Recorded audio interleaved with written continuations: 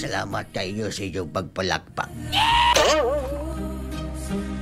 Nadayon na gayon ang honeymoon sa magtiayon. Human ang 31 katuig na pagpaningkamot sa asawa na makadaog sa loto. Kay mahoy gamiton sa ilang dugsing-dugsing og lakwatsa.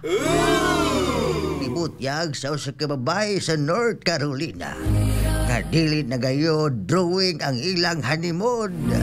Human kini makadaog sa loto ang magtiayon og $1 million o 58,054,000 pesos nga salapi sa Pilipinas. Naila ang babae nga si Cheryl Back, residente sa Holly Spring, North Carolina. Kung diin matod pa niya, mipalit siyang spectacular scratch-off ticket gikan sa Harris Theater.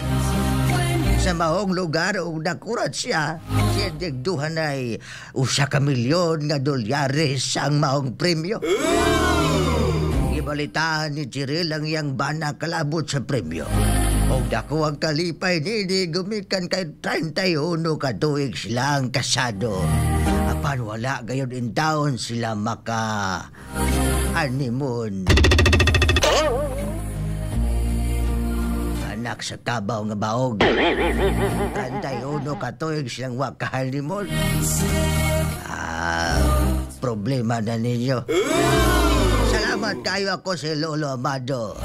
Di man ko gwapo kay di man ko mistisyo. Pero tanawa akong mga apo. Mga itsuraan kayo. Daghang salamat. Bye-bye.